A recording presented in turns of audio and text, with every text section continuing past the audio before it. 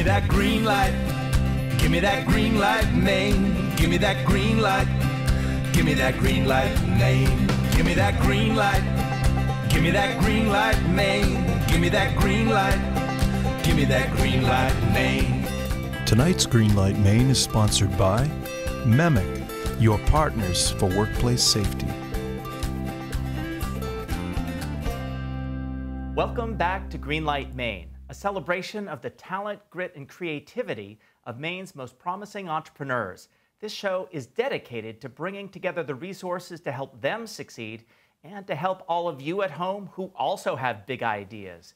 We've got vital information at our website, greenlightmaine.com, and a vibrant community on Facebook, Instagram, and Twitter. Together, we are building Maine's future one dream at a time. I'm Don Gooding with MCED and the Maine Angels, and I'll be your host for this evening's show when two entrepreneurs go head-to-head in front of a panel of judges for a chance to win $100,000 in cash. Now, let's meet tonight's distinguished panel of judges. At the far end, we have Karim Durdag, who is CEO of Biovation, which I think is your third startup. Welcome, Karim. Thank you for having me. Incredibly excited to be here and shine a light on the great entrepreneurs of the state of Maine. It's about time. All right. And in the middle, we have Danielle Ripich, who is president of the University of New England, a rather entrepreneurial university these days. Great to have you here. Thank you so much, Don. I'm happy to be here as well and excited about growing the economy of Maine. And then finally, on the end here, we have our sponsor of the evening. Michael Bork is Senior Vice President of MEMIC. Thanks for your support. Glad to be here and glad to support Maine's entrepreneurs. If they grow, we grow. So we're excited about this. Love that attitude. So you're going to hear two presentations this evening. You'll have time for Q&A and deliberation, and we'll wait for your decisions at the end of the evening. And we'll be right back for the first presentation tonight here on Greenlight Maine.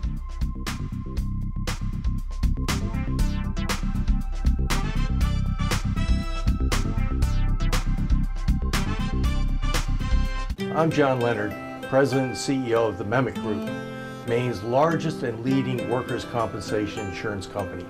We're proud to help employers and employees work together to improve workplace safety and reduce costs. That's been our focus for 22 years, and it has paid off, reducing workplace injuries by about 40% while cutting the cost of workers' compensation insurance in half. MEMIC, proud sponsor of Greenlight Maine, growing Maine one dream at a time.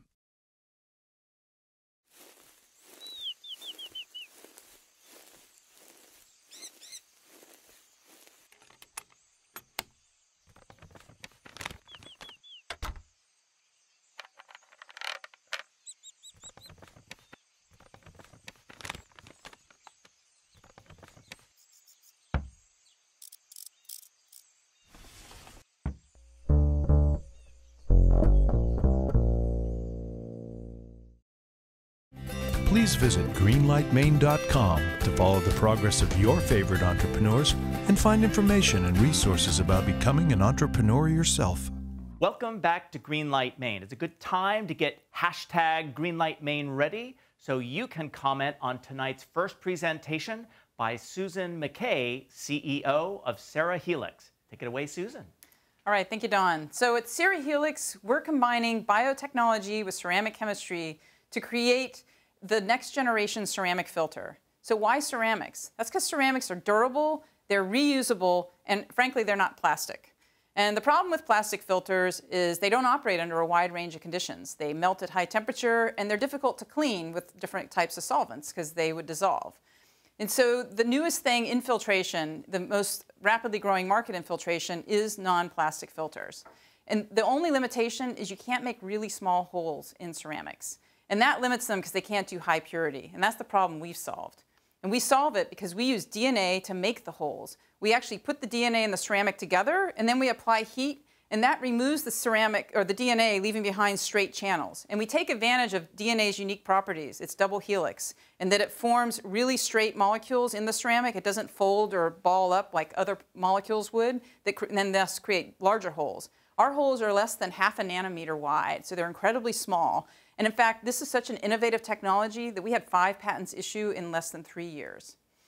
So right now, we have a new problem in that when we started advertising we had this technology, we started hearing from lots of different end users. People would contact us and say, you know, I want to make maple syrup less expensively and save energy. And they'd say, I'd want to recover a catalyst in making fine chemicals. But the market that we actually approached first is the oil and gas market. And we consistently heard from them that they want to remove certain types of salts from the water so that it could be reused. Because right now what they're doing is they're trucking water from Pennsylvania to Ohio and injecting it in the ground. That's how they're just disposing of it. But if they want to recycle and reuse that water on site, and a win for them would be saving costs and energy, and a win for us is the water would be cleaner. So they need a good filtration technology that doesn't foul with all the oily water.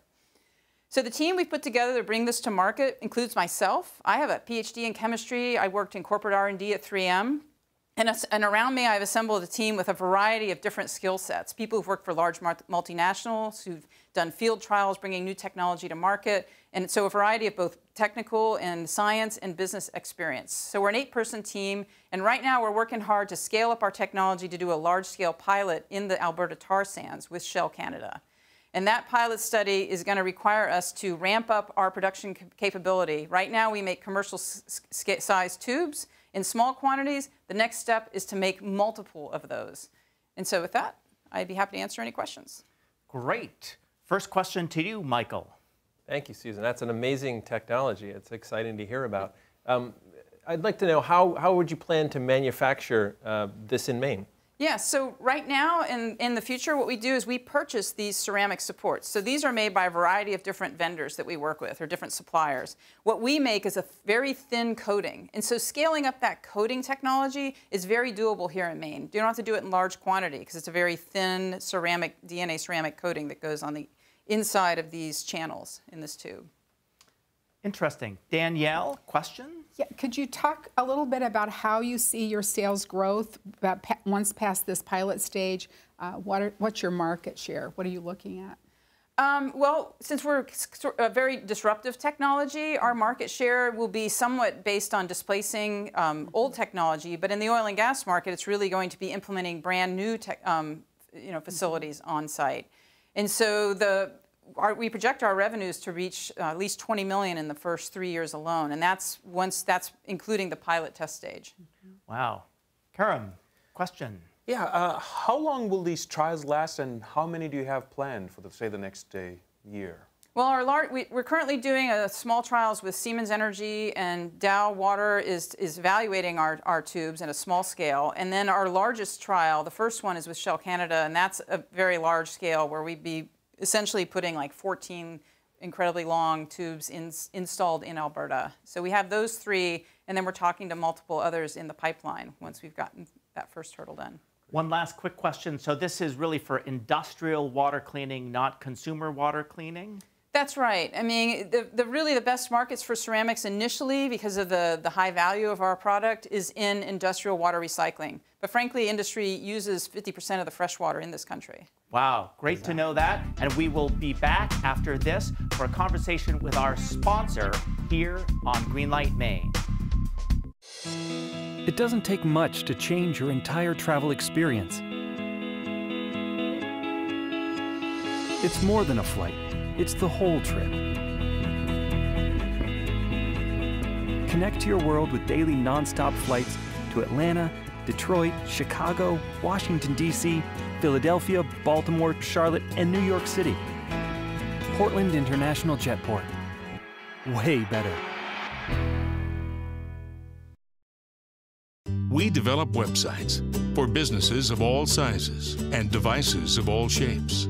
We develop website strategies for connecting with prospects to cultivate more business. We develop websites that are simple to use and easy to update, putting the power in your hands. All backed up by a marketing team here in Maine, ready to help your business grow. Sutherland Weston, SutherlandWeston.com.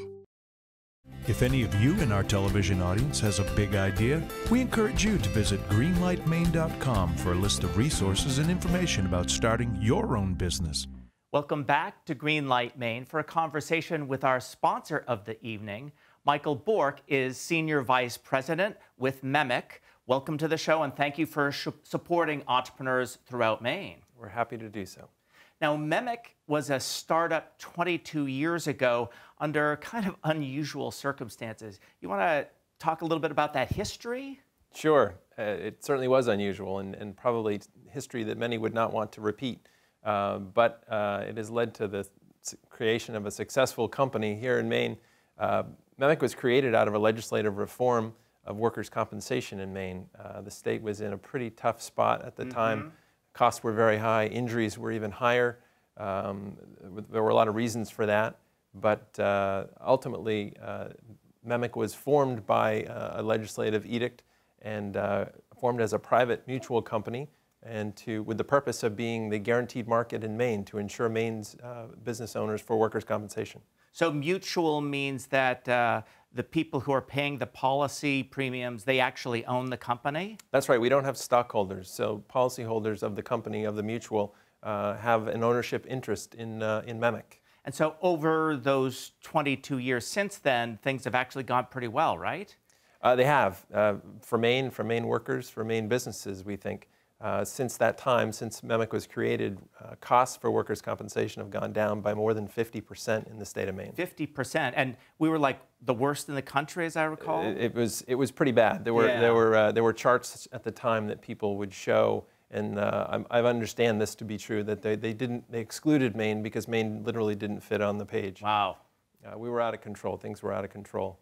The better news, though, is that workplace injuries are down by 40%. So that means many fewer people getting hurt. So you've gotten involved in trying to help businesses understand how to lower the injury rate? So our creators, our first board of directors, our policyholders were business owners in Maine who understood that prevention of some of the problems that the state had was the key. And so preventing injuries was the first step. And so we invested large amounts of money and time and energy in doing that, much more so than any insurer would do. And that's paid great dividends, literally, actually, now. So when you talk about dividends, what are you referring to there? So as a mutual company, when we have enough money to cover what we need to do as an insurer, we don't pay stockholders, we pay our policyholders back. And so to this point, we've paid $180 million in dividends in the last 12 years. Wow, that's amazing. And I understand now, MEMIC, you've been so successful doing it here in Maine that you've brought the show on the road, so to speak, and you're now insuring companies all over the place, right? We now, we're licensed across the country, but we're doing business from Maine to Florida. And in fact, while still owned by our policyholders here in Maine, we're now actually writing more premium associated with employers outside of Maine than in. And the profit that we generate from that work beyond Maine comes back to the state and helps to create more dividends for our owners. That's awesome. I love this story because it shows that innovation can really impact businesses no matter what size and no matter what industry. I think it's true. I think we took a different tact than many insurers would given our circumstance, and the success has been impressive. Well, that's very, very encouraging. We'll be right back with our second presenter here on Greenlight Maine.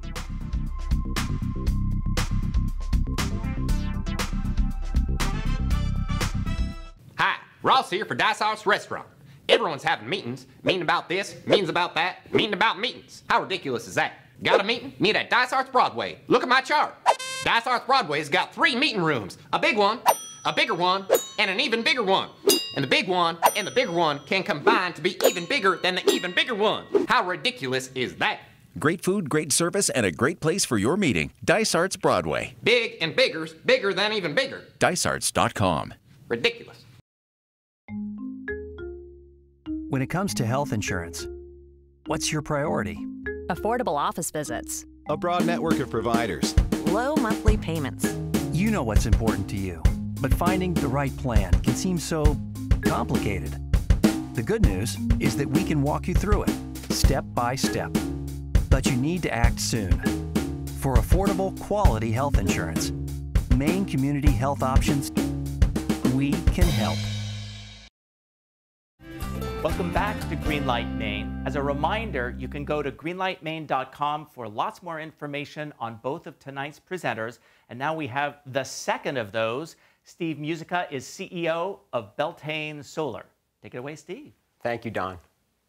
Many of the sunniest regions of the world, like California, are running low on fresh water and experiencing droughts.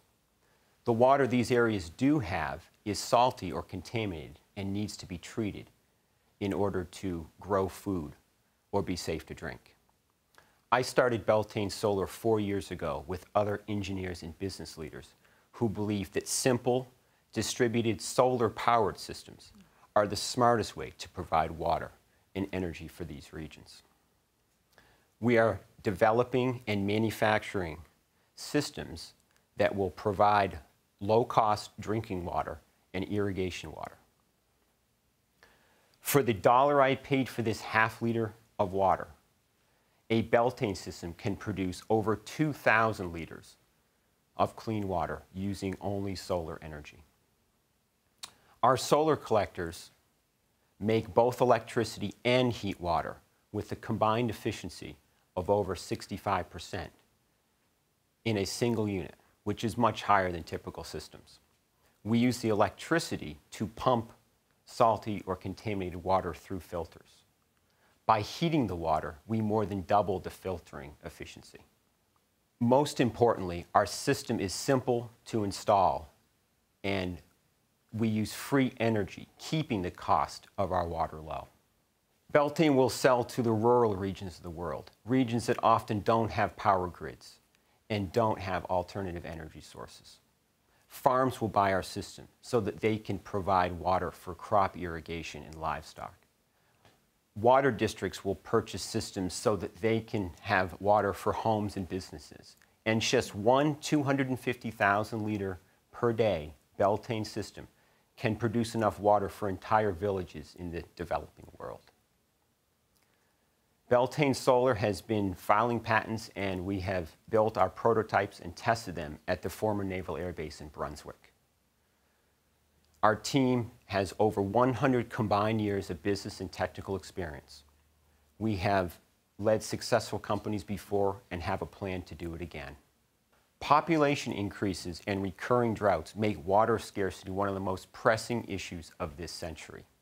Please support our vision of providing low-cost water using solar energy and help us fund a demonstration system. Thank you. Wow. First question, Danielle. Yeah, this is a really critical issue, and it's interesting. Can you talk a little more about the team you have in place in Brunswick for your company? Thanks, Danielle. We have a great team. I'm an engineer and business leader, have done this before. My co-founder, Lorenz, is from Fairchild Semiconductor and ran their worldwide operations, and we have business and banking background as well.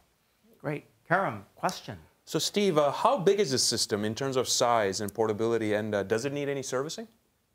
Yeah, so Karen, we've designed our system to be very simple to install and operate, and for those areas in the developing world. And our 250,000 liter per day system would require 1/3 of an acre of our solar collectors. Interesting. Michael, question. So you talked about a little bit about some market segments. Is there a place you expect to focus first, a place that you've done some research on and know what you have available? Yeah, thanks, Michael. Right now we're looking at California, where they need water for their farmers.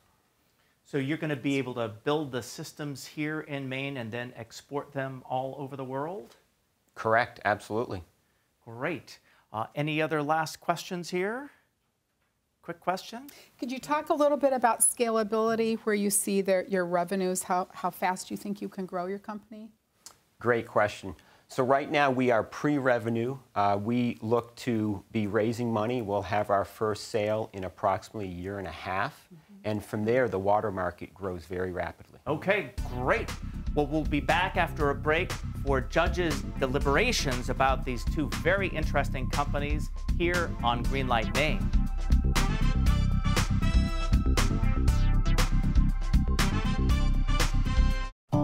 200,000 Mainers live with food insecurity, and this includes 60,000 children. kids that haven't had a chance to eat properly are not going to do as well in school, and they're going to be more likely to end up in the food pantry lines as adults. Good Shepherd Food Bank is working to fight hunger throughout the state by partnering with local organizations from food pantries to meal sites to schools. But we need to engage everyone in the solution. Together, we can solve hunger.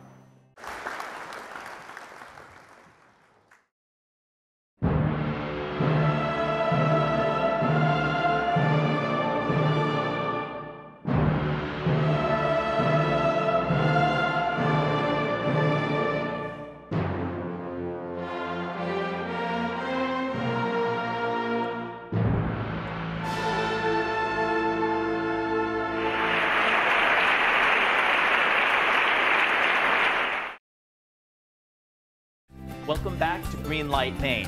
What did you think about tonight's presentations? We're now going to hear from our judges. So let's first focus on Cerahelix. Michael, what did you like about that presentation? Well, what I liked about it was inherent in the product. It's just an amazing use to think of using DNA to make a filter. Right. Incredible. It is incredible. Danielle, what did you like about Cerahelix? I thought it had a lot of broad implications for future uses, and I think there's an expansion there that could come as they develop the product further. She mentioned a number of patents, and I kind of see more coming probably. Yep, so big opportunity over the long haul. Yeah. Karen, what did you think? Well, clearly the innovation factor is extremely high, and I completely enjoyed that. It's unique, it's differentiated, and they're going into a very mature marketplace, so that will definitely help them. So I really like that.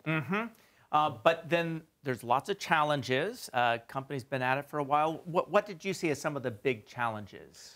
Well, it's going to be a long adoption curve. This is a very conservative market, the oil and gas market, and there's a lot of infrastructure involved, and building new facilities is extremely hard. So they will have to find the right partner, the right champion in that marketplace to sort of push them through. Danielle, what did you see as some of the big challenges for Cerahelix? Well, I would agree with Karen. I think changing an established industry, getting them to change technologies once they're going a certain direction seems a bigger challenge than actually starting in a whole new area. So I think that's going to be tough for them. Michael, any other challenges that you saw? It's similar, I think. I think that this is it's a new technology, and having to sell that and having a limited number of places you can sell it, it could be a big market, but getting there will be tough, I think. Right. So let's turn our attention then to Beltane Solar. What did you like about that one, Michael? I love that it essentially took what is a challenge for a place where there's a lot of sun and perhaps pollution, limited water, and turn that into a benefit to the place. I mean, using what they have to create something that they need. Interesting. Danielle, what did you like about Beltane Solar's presentation? Just clean water is one of the biggest challenges of the planet, and they're taking it on, and I think solving it in a very small way, but something that could really have broad implications. So I think that's exciting. Going after a big problem that we can all kind of relate to. Sure. Yep. And Karen, what did you like really about? Like Danielle, I mean, it's a massive, massive market, and it's one of the top 10 mega trending markets for the next 50, 60, 70 years. So they're tapping into the right place if they want to be able to grow and grow fast. Yep. Now, I would imagine that in a big market opportunity, there are also lots of people there. So what did you see as some of the big challenges? Distribution is going to be tough for them. They need to find the right people who can sell to governments. This is not going to be something that's going to be bought by either people or entities. It's going to be governments. Right. So they have to find the right player. Gotcha.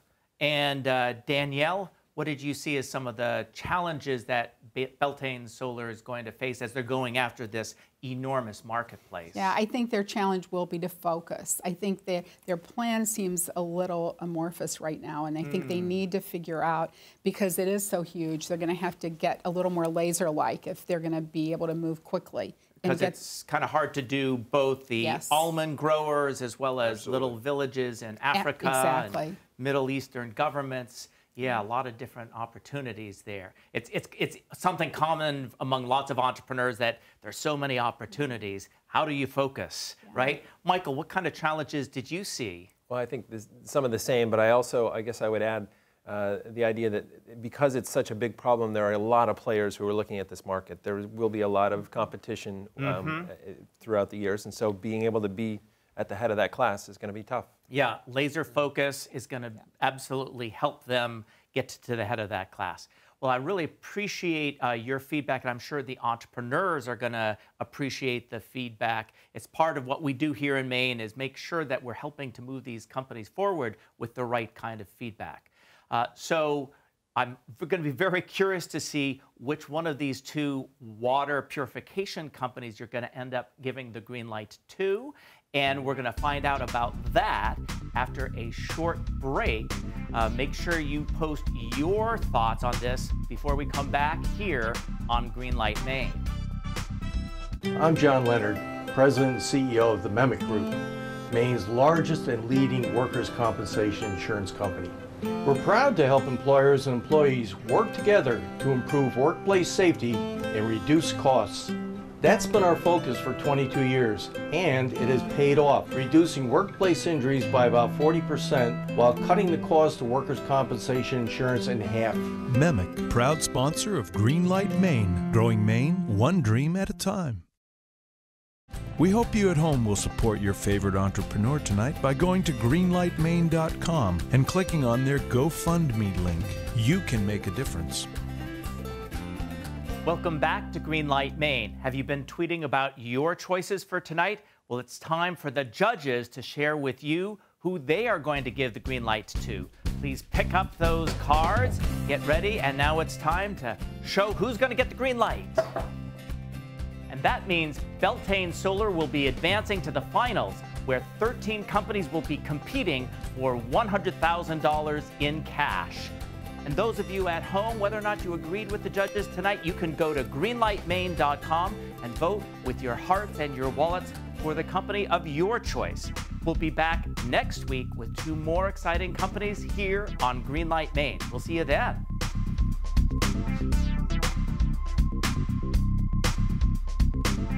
Greenlight Maine would not be possible without the support of all of our corporate sponsors. Thank you.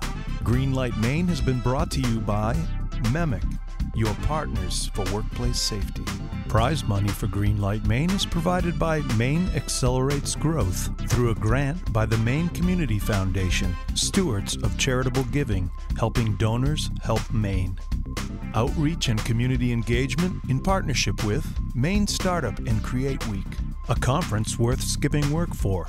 Furniture for Greenlight Maine is provided by Thomas Mosier Furniture, handcrafted American furniture since 1972. Broadcast facilities provided by NESTCOM, the New England School of Communications at Husson University.